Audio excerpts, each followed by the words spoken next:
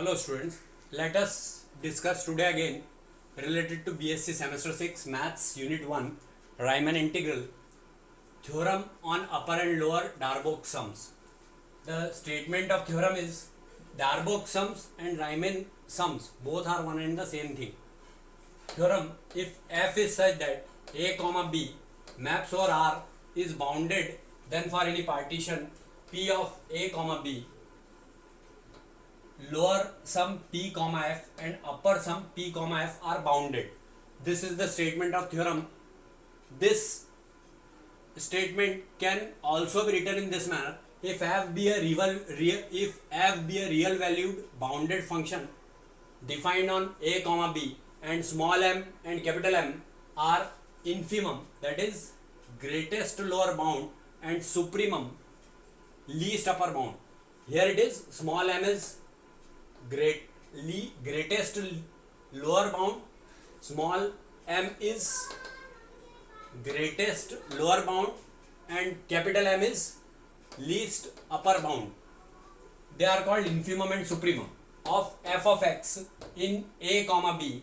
Then for any partition p of a comma b, we have small m means infimum into b minus a is less than or equal to lower sum p comma f is less than or equal to upper sum p comma f is less than or equal to supremum means capital M and in bracket b minus a.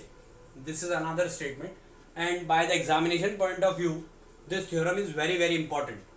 So the proof starts from here. Let p is equal to a is equal to x0 comma x1 comma x2 and so on comma xn minus 1 comma xn is equal to b be any partition of a comma b such that a is equal to x0 is less than x1 is less than x2 is less than and so on is less than xn minus 1 is less than xn, and this complete is equal to b. Let mi and capital small mi and capital Mi be the infimum and supremum of f of x in subinterval xi minus 1 comma xi. Then it is clear that this we have already defined in one lemma. So it is clear that small m is less than or equal to small mi, means these are infimum, less than or equal to capital Mi, it is supremum, less than or equal to capital M for I is equal to 1, 2, 3 up to n. It implies that m into means we are multiplying delta xi in this complete inequality. So m delta xi is less than or equal to mi small mi delta xi, means these are infimum here, less than or equal to it is supremum, capital Mi delta xi is less than or equal to capital M delta xi for I is equal to 1, 2, 3 up to n. It implies that summation, we may write it in this manner: summation I is equal to 1 to n m delta xi is less than or equal to summation I is equal to 1 to n small mi delta xi is less than or equal to summation I is equal to 1 to n capital Mi delta xi is less than or equal to summation I is equal to 1 to n capital M delta xi, where capital M is supremum and small m is infimum. This is first equation. This first equation you should have to remember. Means here we have just mentioned this with summation for I is equal to 1 to n in this manner. So this is equation 1, but summation I is equal to 1 to n m delta xi, small m delta xi means infimum,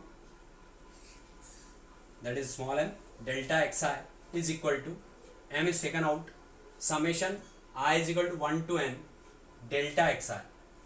This may also be written as m summation small m summation I is equal to 1 to n xi minus 1. We may also represent in this manner: xi minus 1. So it is equal to small m in big bracket one interval x1 minus x0, x2 minus x1, x3 minus x2 and so on up to summation xn minus xn minus 1. So here this x1 is cancelled by x1, x2 is cancelled by x2, so only xn is remaining from here and x0 from here. So xn minus x0 will be the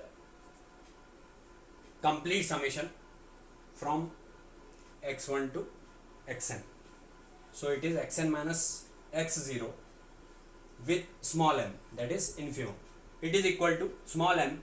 We may write xn as b and x0 as a. So small m b minus a. Here it is already mentioned. So what we have proved, that summation I is equal to 1 to n small m delta xi is equal to small m xn minus x0 is equal to m small m b minus a. Similarly, we can show that summation I is equal to 1 to n capital M delta xi is also equal to capital M b minus a, where capital M is supremum. Thus, from first, means this equation, we conclude that small m b minus a is less than or equal to lower sum p comma f is less than or equal to upper sum p comma f is less than or equal to capital M b minus a for any partition capital P of a comma b. This also implies that the sets of upper and lower sums, or upper and lower Darboux sums also, or you may write Riemann sums also, u p comma f and l p comma f are bounded if f is bounded. So this theorem is proved, and this theorem is known as upper and lower Darboux sums based theorem. So this theorem is now completed.